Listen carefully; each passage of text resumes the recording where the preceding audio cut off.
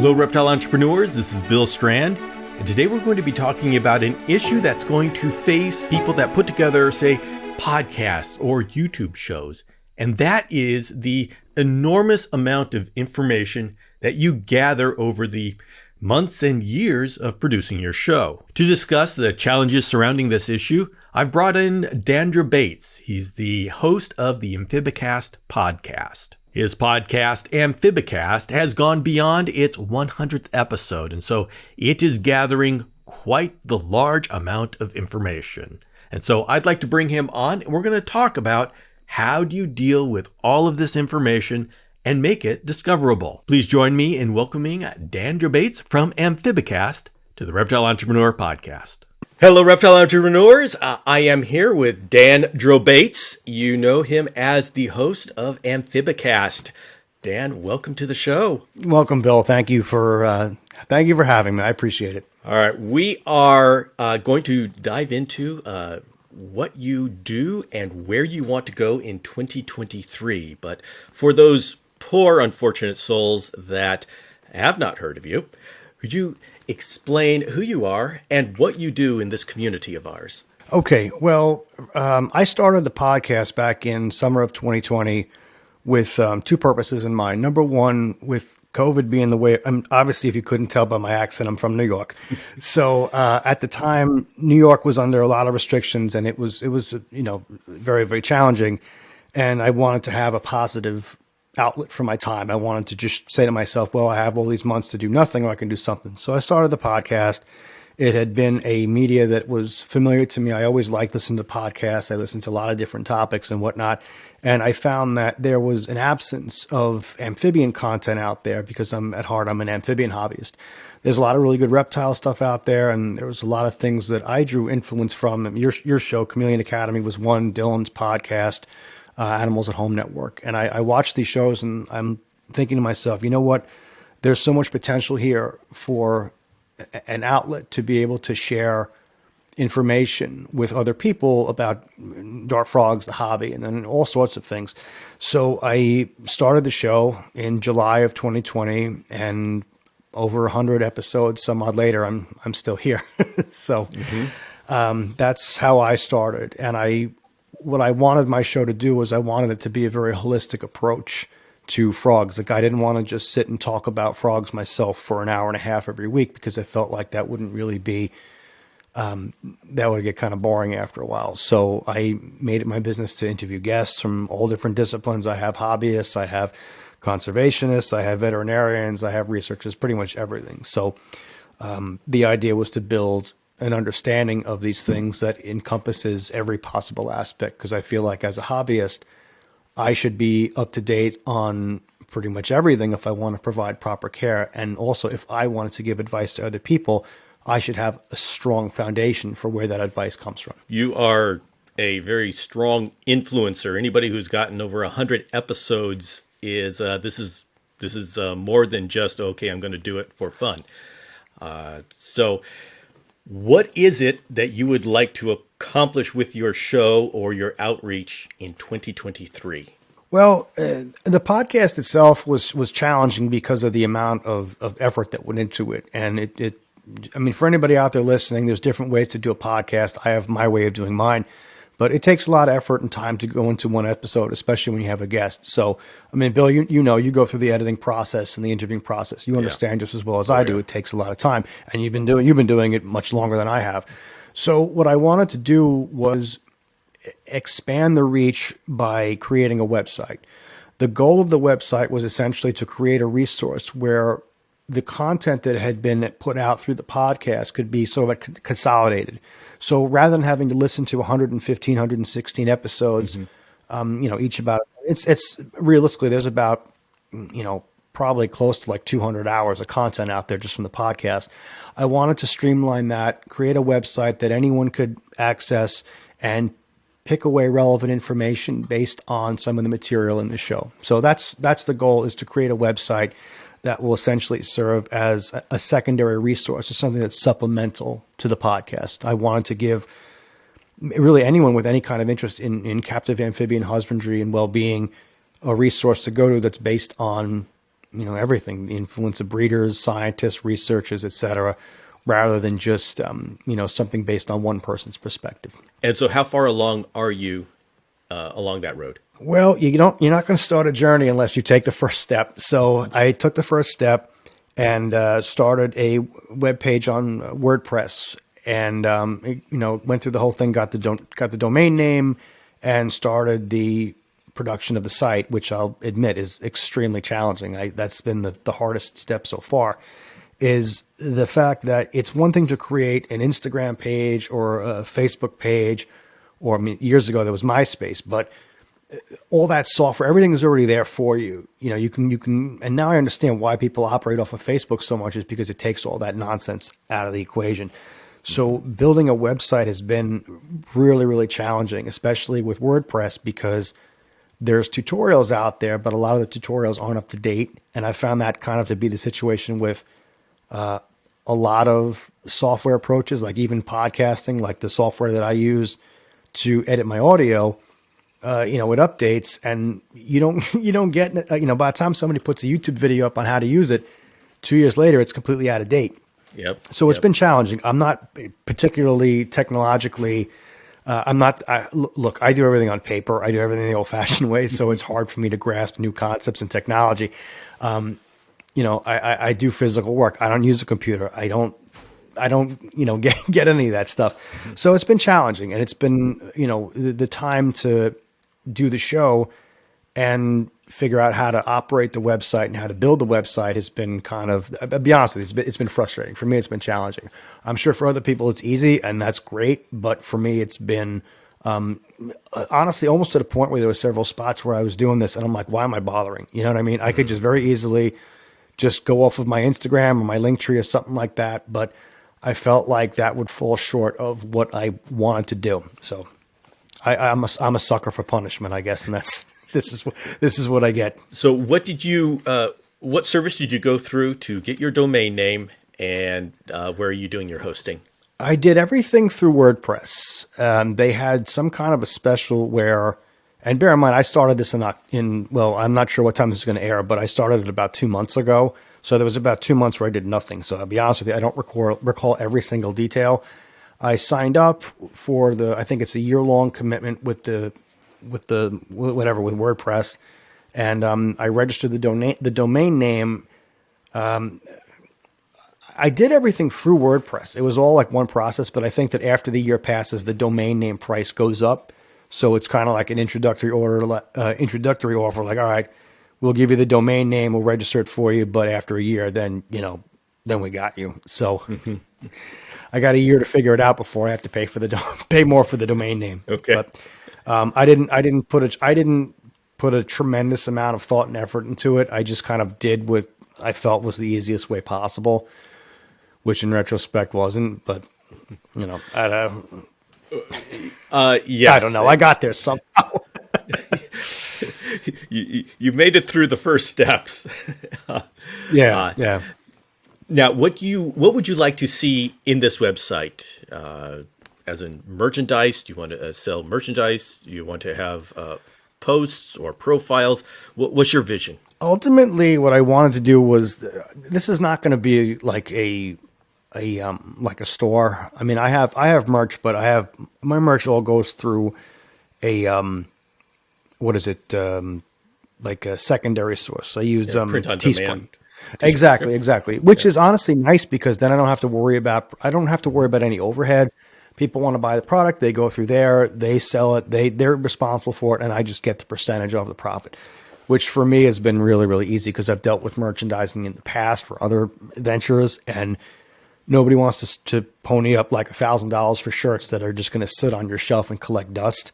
Mm-hmm. So I opted to go with that, but that's just a kind of a minor thing. The goal of the site is really to just be a resource for people. I wanted to provide updated, current information, preferably in blog form, but I wanted to provide links to different things, like different care. I hate to say care sheets, because there's a lot more to care than just a brief sheet, but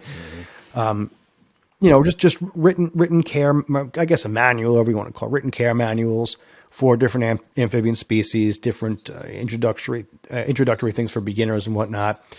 Basically a series of articles that I would write in blog form for people to be able to read. And in addition to that, I also wanted to provide links to each episode of the podcast, which I haven't quite gotten to that yet. But I use the hosting site that I use for the podcast, Buzzsprout. I've actually been extremely happy with. But the thing is, I have so many different things all over the place. I have, Apple Podcasts, I have Spotify, I have, Buzzsprout as the hosting site. The link tree is great, but there really isn't one single place for everyone to go for all those resources. So I want the website to be that one single place, because when you create content, you have stuff coming in from all different streams kind of feeding the same well.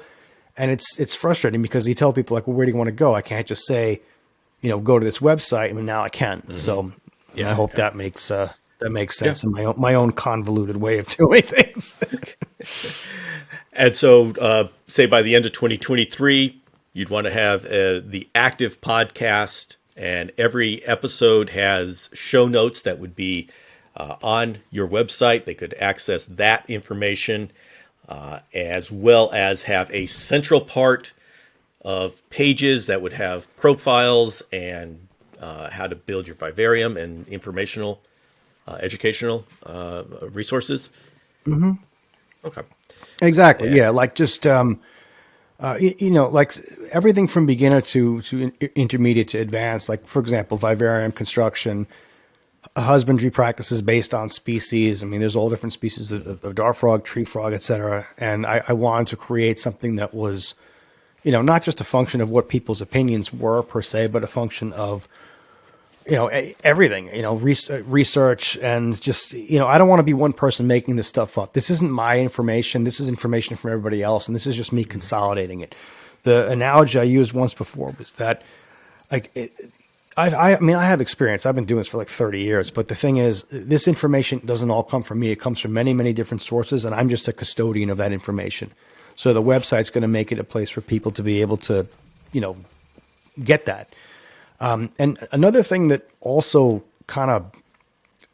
something that kind of bothered me, I don't want to say bothered me, but something that kind of struck me. I was looking at one of the forums recently, and there was a hobbyist who was she stated that she was hearing impaired. She was deaf and was looking for resources. And I obviously the podcast is an audio format.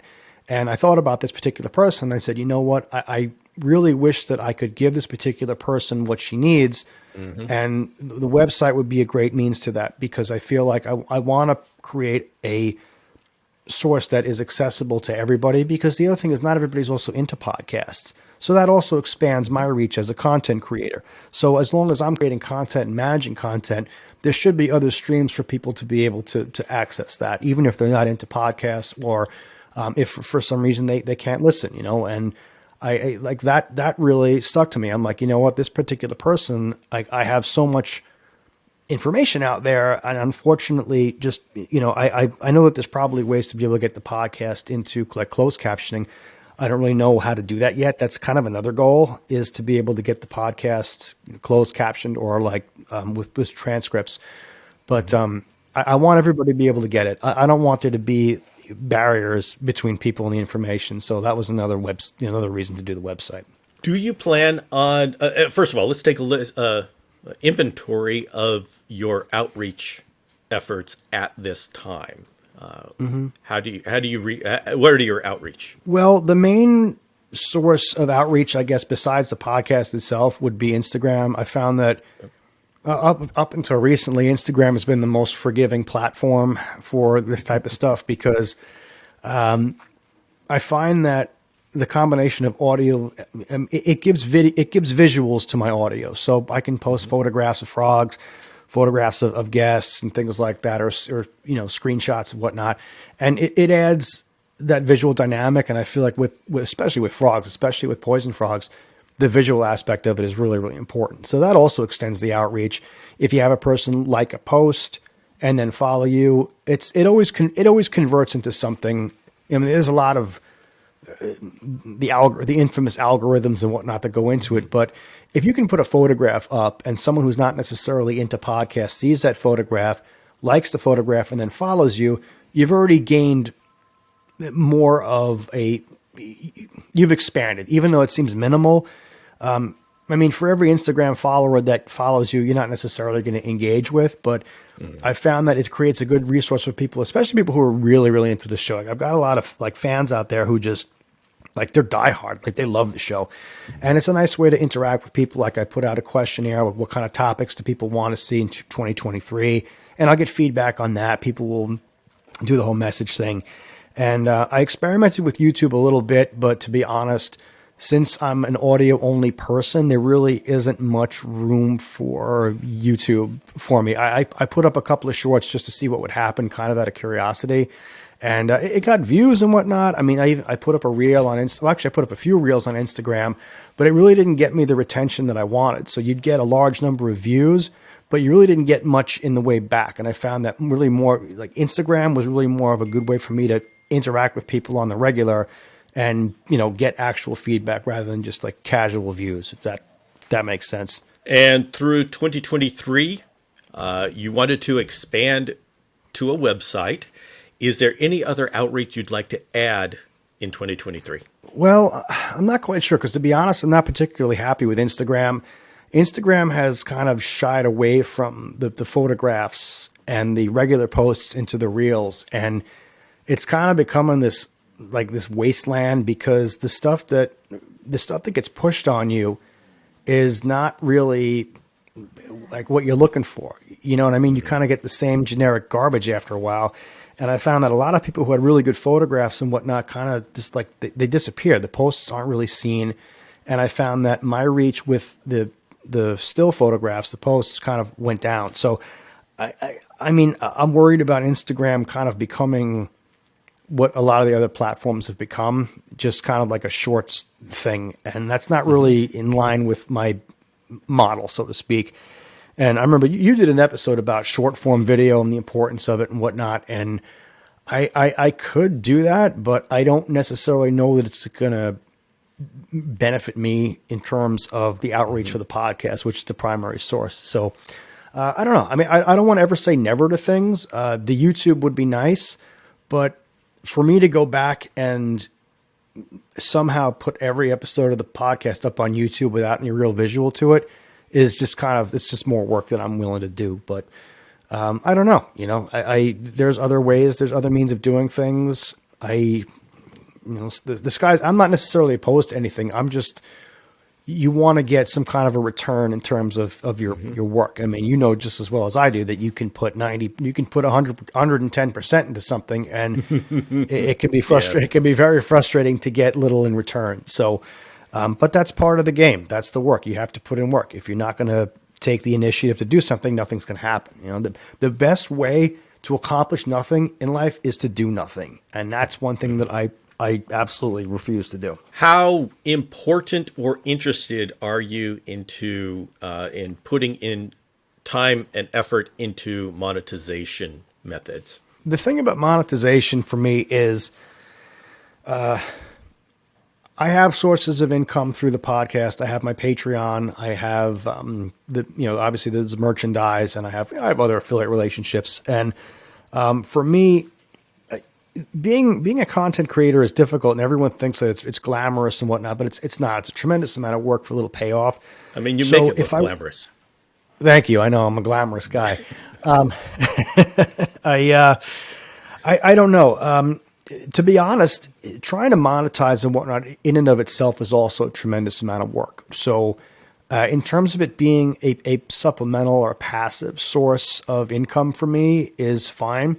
Obviously I have a full-time job. I have a 40-hour-a-week job. I have a family. I have obligations. I have a room full of animals that takes a lot of my time. So the question is, do I want to work twice as hard for like less than minimum wage? You know what I mean? Or do I want to have it come easier for me? Like basically, is it worth putting in 20 hours a week trying to get monetized to make $20 a week, as opposed to putting in like 2 hours of time a week and making $10 a week. You know what I mean? Like you got to budget your time, but everybody's different. I can't expect my goals to be in line with everybody else, because I'm not really, this is not a source of income for me. This is really more of a, like a labor of love. Does the financial support help? Yeah, it does, because it costs money to host the podcast. It costs money to maintain equipment.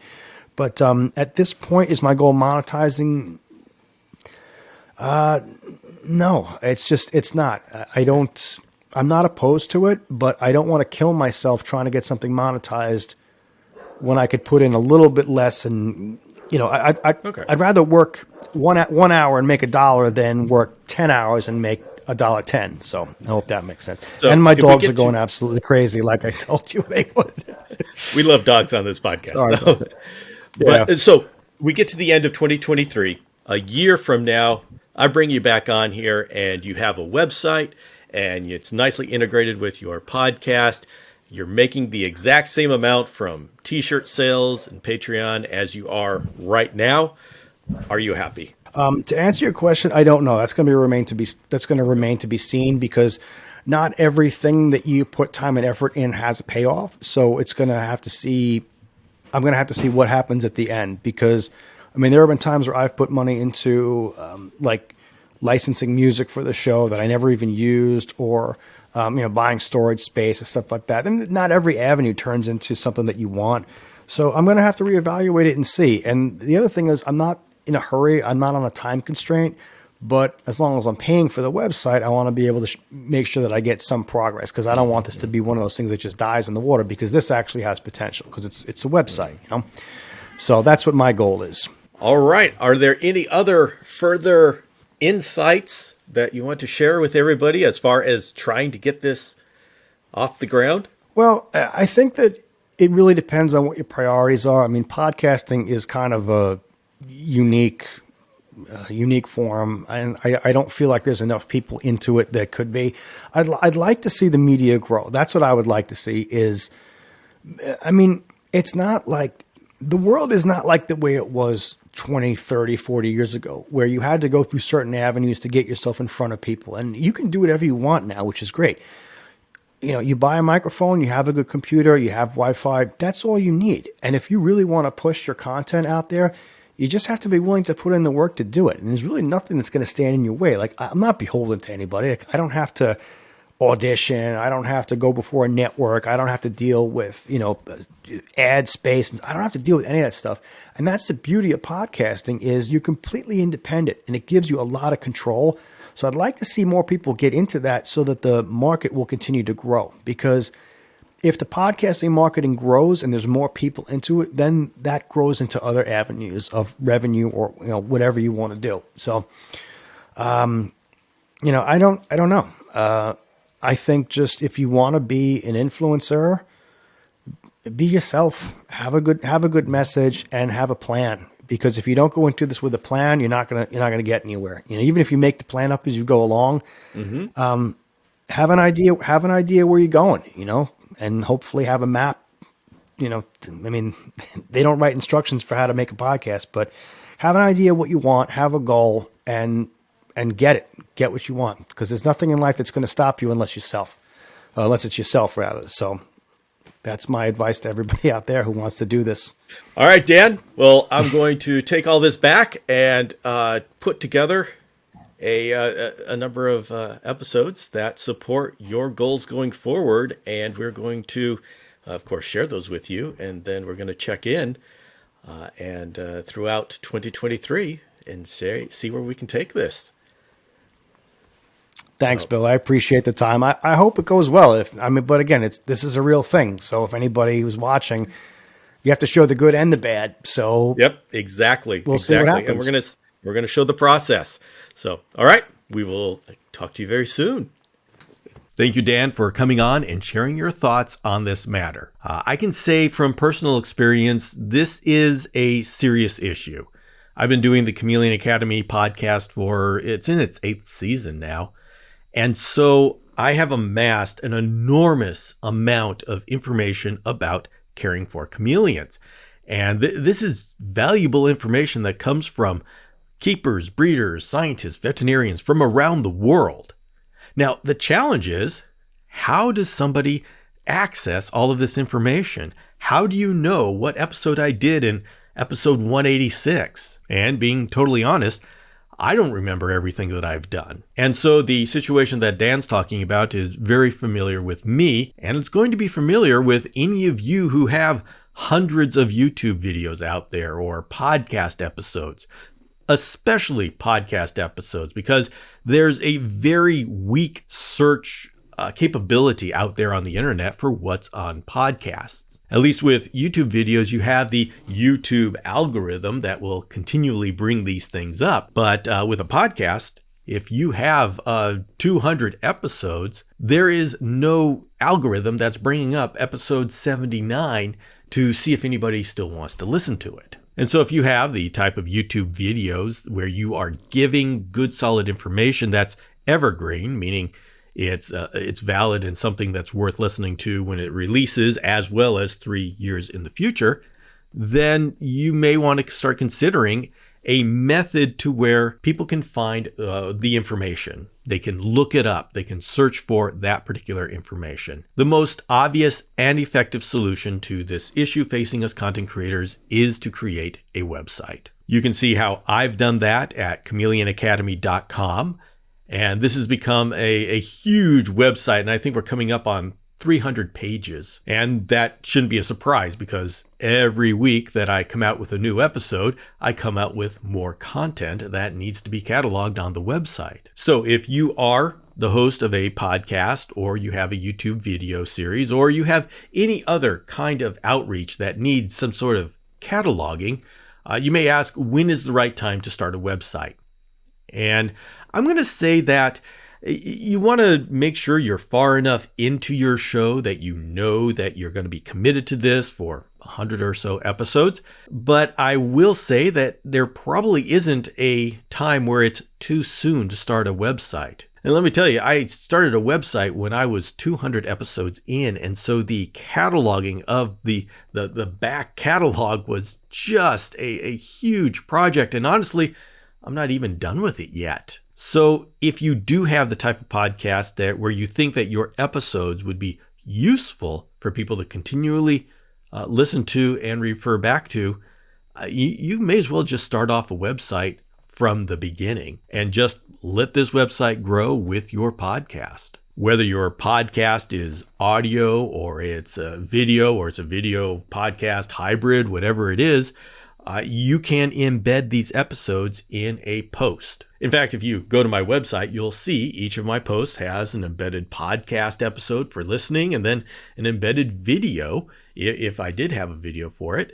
And so it provides a place where I can put all of that information. The wonderful thing about having a website is you can now include search bars. And you may say, but there's search bars, there's a Google search bar, there's even Spotify search bar, YouTube search. And while that's true, one big problem is people may not know what to search for or what information is available. And if you have your own website, you are able to prompt them. You are able to categorize things. So they say, oh, wait a minute, I didn't realize there was a whole caging section here. And they go to the caging section and it has all your episodes about cages and how to build up cages and such. And so in conclusion, you can look at chameleonacademy.com for an example of how I've done my Chameleon Academy podcast. We can watch the Amphibicast as Dan pulls together his website. Although, honestly, pulling together a website is not basic. There's complication and it's a lot of work. And so we absolutely wish him the best in this project. If you would like to learn more about Dan and the Amphibicast podcast, you can go to any of the major podcast players and find Amphibicast on that platform. And if you'd like to talk about this episode, I invite you to come to the Reptile Entrepreneur Instagram account and start a conversation there. My name is Bill Strand. Thank you very much for joining us here. Take care of yourself. Take care of our reptile community. Let's see what we can build.